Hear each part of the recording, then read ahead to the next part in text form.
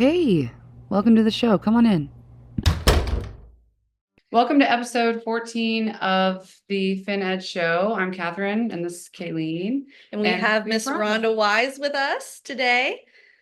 Hi, Rhonda. Hey. Rhonda, can you start by telling us a little bit about yourself and your practice? And cool part about Rhonda, she works with her family. So we'd love to just hear some background first. Sure. Well, we are celebrating our 20th year in business this year. So that's exciting. So it's a family business.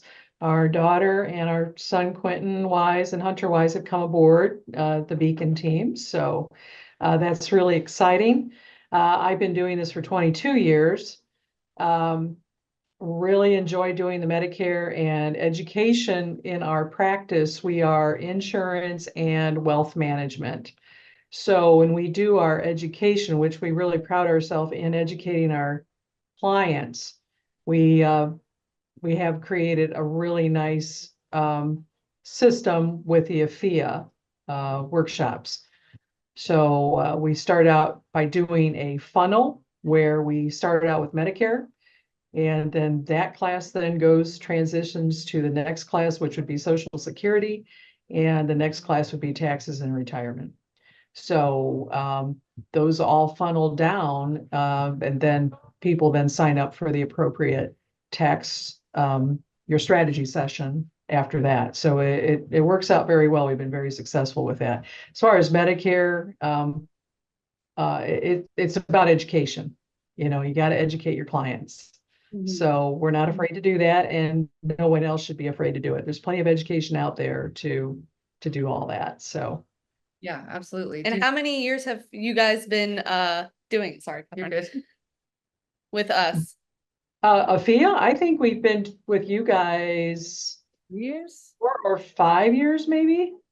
Probably 4 or 5. Yeah, we were. I believe so. Yeah, I think since 2020, I would say. Okay. That's Good old COVID. We've been with you since COVID. That's right. Yeah. Just after COVID. All the transitions. Yeah. Those were fun. Yes. So are you saying you put Medicare, Social Security, and taxes and retirement on the one mailer? On one mailer. Okay. So It's been very successful. You see repeats? How many repeats do you think you see? Like people coming to multiple classes? Oh, absolutely.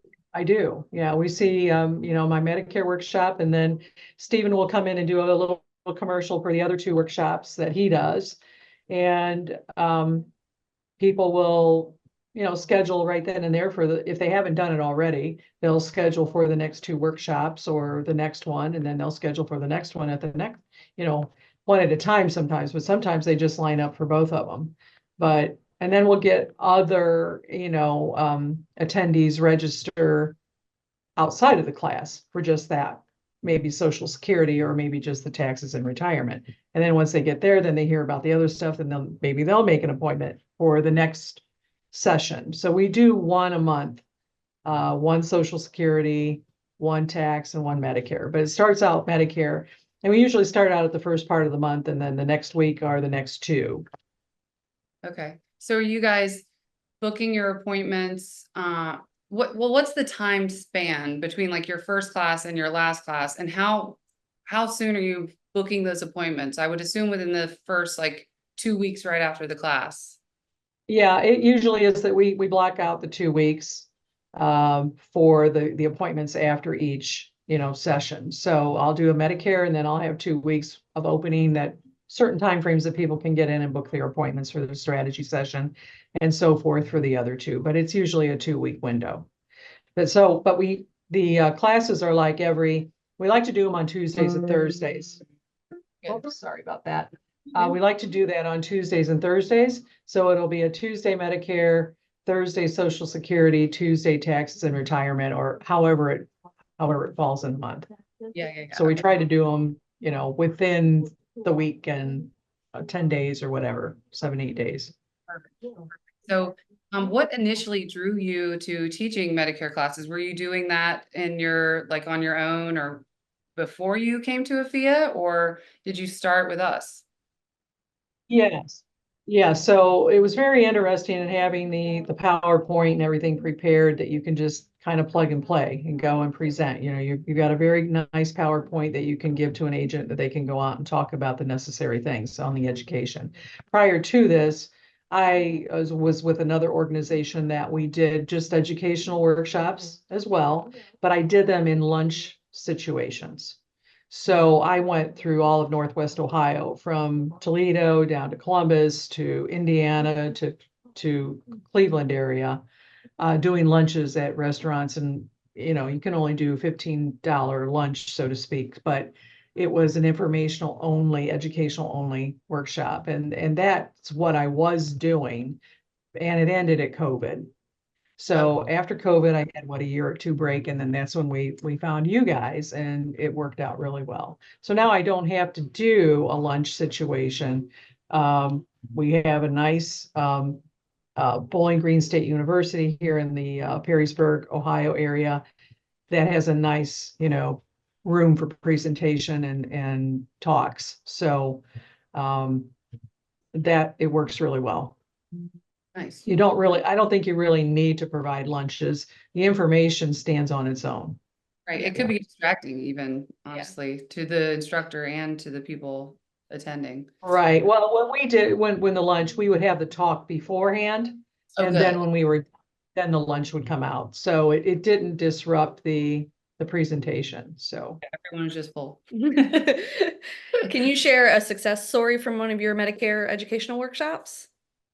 Oh, I guess what are you looking for success? Someone that you had came to the class and you met with and were able to build that relationship with them and You know, I don't want to sound flippant, but I have that a lot. The people that come meet with us, we have such a good connection in the meeting, in the workshop, and a lot of times they'll say, gee, you know, I'm really glad we met you guys. We came to this because no one's talking about it like you guys do.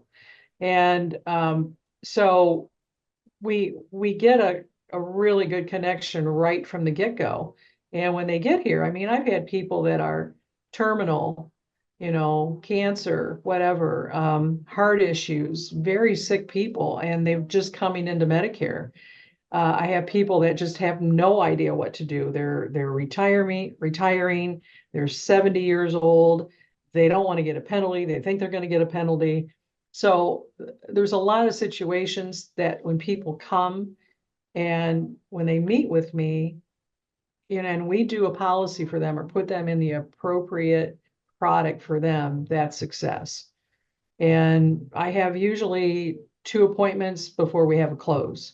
So, and it just depends a lot with the workshops. Some people could be, because we're kind of in a small area, people could be a year away. So they're coming to the workshops. They're not ready to go. They're not 3 months out or 6 months out. They could be 12 months out, you know, 16 months out from the mailer. So they'll come and meet with a strategy, and then they'll come back when it's time. Yeah. You know, like if they're not retiring for a couple of years or whatever, or they're 12 months out from retiring. So it really is a good system. are you guys mailing to the big range of 55 to 70-year-olds? We are. So what is it? 7,500, I believe we're mailing. So when we do the mailing, right, it's a 55 to 70, 72, whatever, but it's Medicare, taxes and retirement, Social Security. So we're doing a 7,500 piece mailer for all of that. And in including the Medicare in that, and it catches all those other parameters that you put on the other mailing. Yeah. So y'all are filtering by income, by IPA, income producing assets as well for the. Right. Okay. Some We people. don't change it.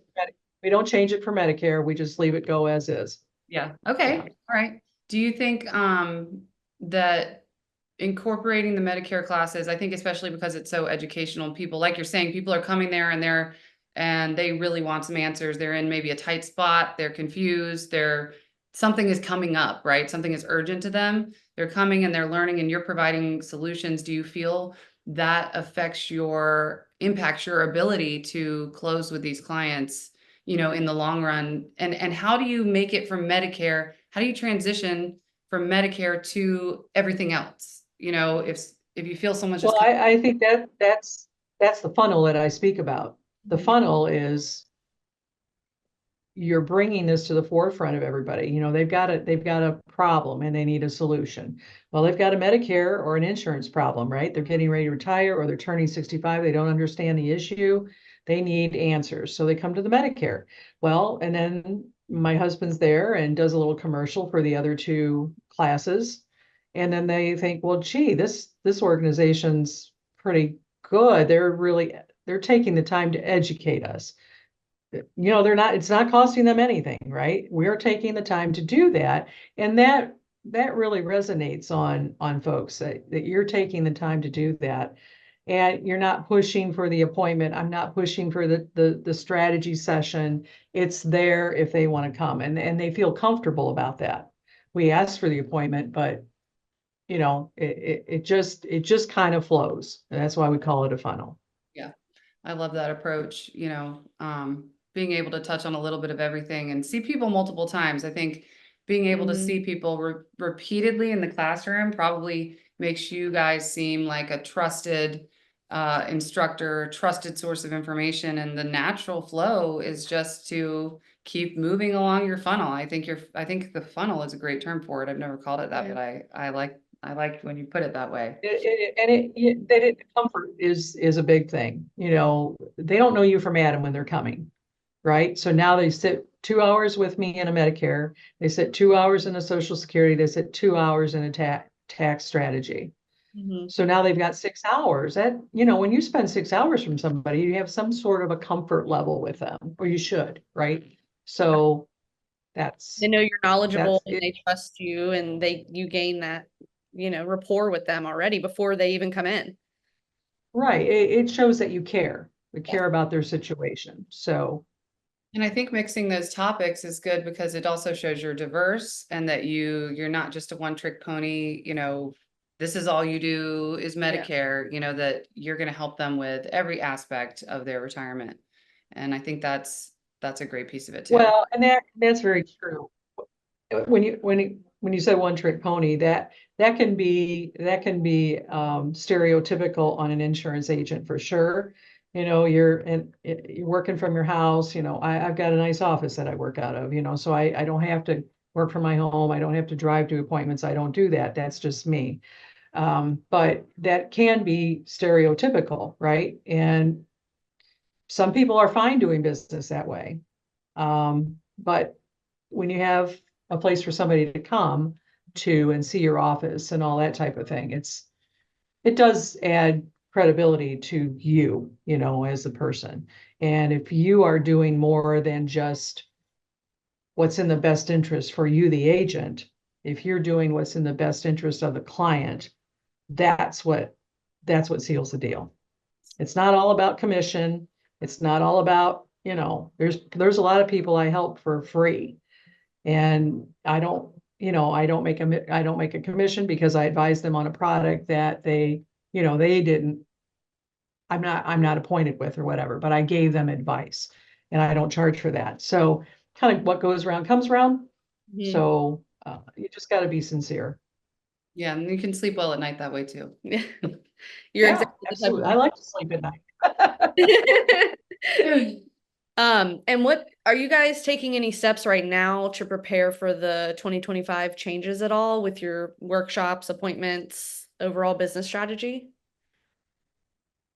Well, for me, for Medicare, there's a lot of changes coming down the pike because of the Inflation Reduction Act of 2022 that's been implemented. And now you're starting to see some changes in the prescription drug plans and the limits and things of that nature. We have probably 3,000 Medicare clients that open enrollment is everything just to advise them on their drug plan, or their Medicare Advantage plan. So it gets kind of crazy. But we use Calendly. You all know what Calendly is, right? So we send out an email blast starting August 1st, and then we do one September 1st. And we send them out to all of our clients and say, it's AEP time. It's time for you to start thinking about your drug plan for this year. There's going to be a lot of changes. So there's a link in there that gets right into my calendar. So each client gets 15 minutes. Right. And we have two of us here in the office and we consult with everybody from October 15th through December 7th. I actually cut it off December 1st because we use that week to catch the people that are last minute goers, right? So, but that's really what we do. Our business is primarily heavy on the Medicare supplement side, probably 80%, 20% Medicare Advantage. So the drug plan is the big deal during AEP for us. But yeah, it's a big undertaking. It's like when June rolls around and AHIP, the certification and all that stuff comes around, I almost like hyperventilate, but I get through it. It's good. I can understand that. Yeah. Are y'all still, Oh, no, it's coming. yeah. Do you guys still teach any classes during open I enrollment? was thinking the same thing. Yeah.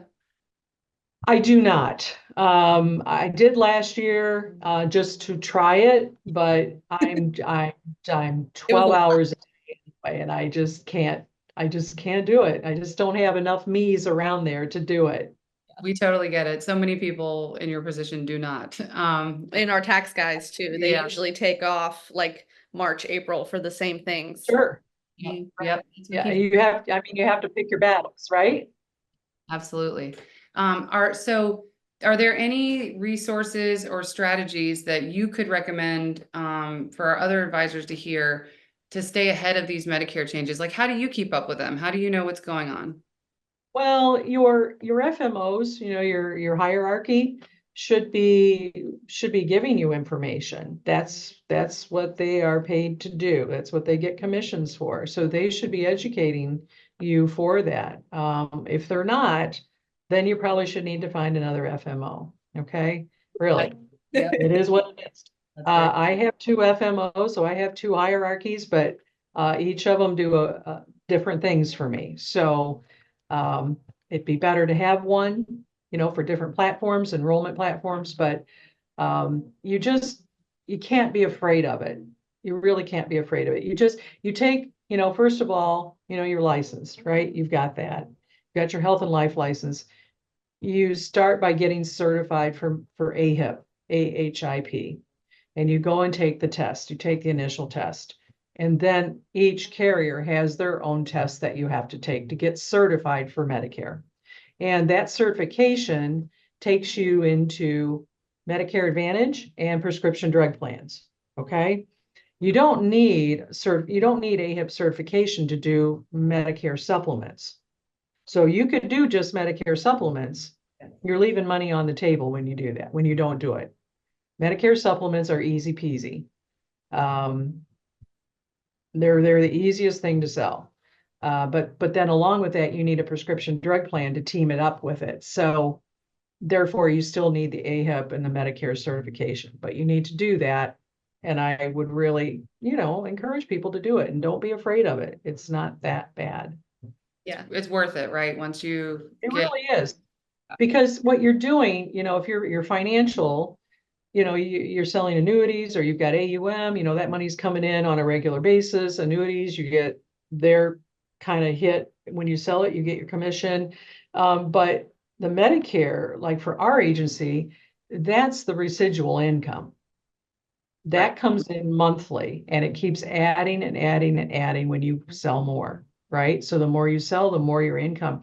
So that's your steady income right there, yeah, and that, so you're not, you got $10,000 coming in every month or whatever it is, right? Because it's Medicare. And then all your other stuff comes in on top of that. right. So that's why we brought the Medicare business into the mix. That's a great point. And you know what? That also makes me think that you guys are consistent with your marketing, with your activity. I'm sure that the consistency that you're seeing, especially from that, helps you plan better for your marketing, helps you, anticipate what you need to spend. And, it's the thing about Medicare is people are coming to the classes, like we've said, because they're confused. It's a confusing topic. They're so attracted to it. That and Social Security, they're so attracted to it. It's just kind of like back to the funnel. It's just the first part because there's so much more to follow once you kind of, I hate to say this, but like hook them with the help that you can provide, and the answers you can provide around Medicare, just because it's so confusing. So you know, I hadn't really thought about how that's your consistent stream of income, but that's a great point. And I think that would encourage, that perspective would encourage a lot of people who've been on the fence about doing this or not, to dive in, because you're going to get a lot of people coming to the classes. You're going to meet a lot of people. You're going to have a lot of appointments, and, you know, you're just keep the ball rolling and keep the pipeline full of those baseline Medicare clients, which are going to become clients in all sorts of other capacities if they like you enough and you're good enough. That's a great. That's correct. That's correct. Now, I've had people going back 2018 from my lunches that I used to do. I had somebody come in the other day, or the last 2 weeks ago, and they were from a 2018 that they just retired. They were 72 years old. Yeah. So, I mean, you get that. You'll get referrals. People will tell their friends, hey, this was a great workshop, blah, blah, blah, blah. Right. And so that it's like I said, it's a funnel, and I can't say it any better than that. But the other thing too, we have switched from one venue that we've done, the Bowling Green State University venue, which is the satellite pop-up, like in a shopping area. Okay. So it's really easy to get to. And then so we did another one at another community college just recently. So we've kind of spread ourselves out, probably a 20-mile difference between each venue. So that helps in getting a different clientele, you know, from a different area. So that works too. So you might, if one area starts to get a little tired, people are not responding or not getting that big of a turnout anymore, then they need to switch to another venue. Move around a little And then bit. that will come back to that one first of the year. Yeah. Good. Yeah. I'm glad to know y'all tried another location. Yeah. Yeah.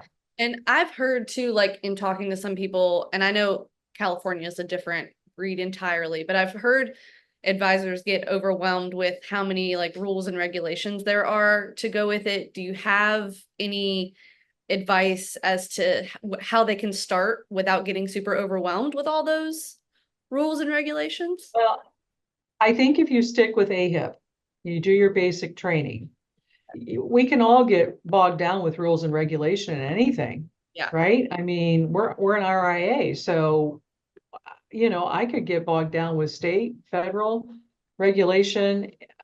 What are your people wanting? And you got to focus on what your people need and focus on that. So, AHIP has all those regulations in there, and you learn them, right? You got to test on it. You got to test at a 90% proficiency. You have 50 questions to answer.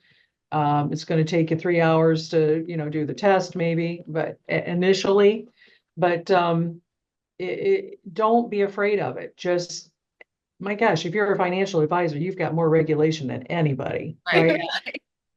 And so you have somebody come in that is licensed, and that's what they want to do. Because there's a great cross-selling from our financial folks to the Medicare, from the Medicare to the financial. So it's just a good opportunity. Yeah. If it's not already built in, you can build it in. Yeah. Fine. Right. Yeah. You don't want to leave it on the table. Yeah. Okay. Yeah, I love that. Awesome. Well, those are all the like biggest questions we really had for you, Rhonda. And Well, I was just getting warmed up, darn it. oh no, keep going then. Yeah. You got more, you tell us. Yeah, but I was gonna ask you, do you have any, like, you know, besides us asking you the questions, do you have anything else you would want to share that you think people would want to hear in regards to this topic? Well, I think I've been, so let me go back. I've been a referral source for many large insurance corporations, like that are doing PNC or employment benefits. They don't want to mess with Medicare. So I've been the recipient of lots of referrals for them. Yeah. It's sad. You're leaving a lot of money on the table. You really are. I'm happy to take the referral, okay? But no questions asked. Bring them on. I'm ready to go. But you shouldn't be. If hire somebody, or it's not that hard to just do it. Now, if you're doing, you know, I've got two guys here that are doing the financials, Stephen and Quentin. They don't have time to do Medicare, but they know enough about it that when they're talking to their clients, hey, you're 65 or you're retiring. What do I do about Medicare? Well, hey, let's walk down the hallway and talk to Rhonda, or I'll come into the meeting or whatever and talk to them. But just, I guess my thing is don't be afraid of it. It's really not, it's not that difficult. The education's there for you to learn it. And you have your sources with your FMOs or whomever that you can bounce things off of. So just don't be afraid of it and embrace it. It helps your practice, your organization to be more, I should say, well-rounded. Yes. Okay. You don't want them going somewhere else. You don't want that Medicare client or financial client going to Medicare and now they've got a financial house, right? Oh, well, what can I do for you? I'm happy to take you away from somebody else, right? You don't want that to happen. So you want to have a good stick rate with your clients. That's what I want to say. And in saying that too, Make it could sense? be good. Yeah, it could be good for somebody, even if they don't necessarily want to get licensed themselves. If they're going to bring somebody in, it could be good for them to just have that overall knowledge of it so that, they just like Right. you're saying, if they're in, so they don't go somewhere else. So that's a really good point. It's the client experience. Yeah. Right? Yes. Client experience. You want them to come into your office, that you want to have a great experience, well-rounded, that they're going to stay with you. That is what you want to accomplish. And the reality of some of these our classes is that what we're often doing is people are coming to our classes because their current advisor or agent or whatever is not providing them with the answers that they need. So that's why they're coming. So if you're just going to put them in the same position and not have the resources, not have the whole holistic plan and, not being well-rounded, they're just hopping around, Yeah. still looking for help. That's a great point. When you think about other people, taking them from other people, letting people go somewhere else, you're also kind of a lot of times Yeah. taken from other people with these programs. But that's Yeah. why we're doing the education. They wouldn't be there, If they already had it. yeah, if they already had it. Yeah. Exactly. Yep, that's right. Education is the key. Yeah. And you all have a really nice process to get that across to everybody. So kudos to you girls. Thank you so Yeah. much. Thank you. Thank you. And kudos to you. I mean, thank you for being a loyal member for the last 4 or 5 years now. And Yeah, just, we've enjoyed it. And y'all have done really well. And, Yeah. And just for the listeners to hear, Rhonda, her husband, Stephen, and their son, Quentin, are all AFIA members and instructors. So, they're all involved with the whole program. And I think that's key too, so they've got the training, they know how to run the classes, they're in on it with you. I think probably with the planning, working with our team to do that. So I think, and I always bring this up and I don't want to pass over it. I feel personally that when people are coming to these classes and they see more than one person on a team, they know it's a little different for family probably sometimes, but they know that they can work with other people by seeing them around another professional, in this kind of capacity. And I think that makes you more trustworthy as well, on top of the nonprofit, on top of the education, all of that. Yeah. So I'm glad y'all are doing it. One thing that I can say, when we have our meetings, I have my whole team there. I have my other salesperson, I have my executive assistant and myself. We're all three there, and then Stephen comes. And so during our break between talking about Medicare supplements and Medicare Advantage, that's where we do a break. And it just gives validity to what you do and you as a team. And it sounds very obvious organization. they'll have a process. Yeah. Not only your class, your teaching process and all of that, but when they come in, it sounds very much like you have a well-established process. And I also think that's very attractive to see that people really have it together. When you come into like you're saying, not their house, their office, you come into their office, place of business, and you step into their process. And a lot of people are very impressed by that. And it does make you seem like you know what you're doing. I mean, obviously you do know what you're doing, but they don't know that yet, Right. So well, they don't know me from Adam for sure. So, right. but yeah, I mean, it's a professional setting that you provide the agents to go in and do what we're doing. So Absolutely. Absolutely. Well, thank you so much for being with us, Yeah. Rhonda. We love Oh, you're having. welcome. And I love your Yeah, pink blazer, by the way. I know, you look great. oh, thank you, thank you. What the heck? It's just a pink suit, you know. It's great, yeah. I love It's a it. power suit. Mm-hmm. Well, we're glad you came on. I know our listeners are gonna love hearing this, Yeah. especially because we get a lot of questions about this stuff, and I just think hearing it directly from someone who's doing it is the best way for them to hear it. Yeah. And maybe we'll see. I know Quentin's coming to the conference. Are you guys coming in October in Vegas? I will not be. I have another commitment, so I'm sorry, but I won't Oh, be there. at least we If that commitment changes, then I'll make the trip, I promise. All right, sounds good. Sounds good. Well, it's nice to see you today, and thanks for being here. Yeah. Thank you so much, Rhonda. You're welcome. All Nice right. to see you. Good day. Bye. Yeah, take care. Bye-bye.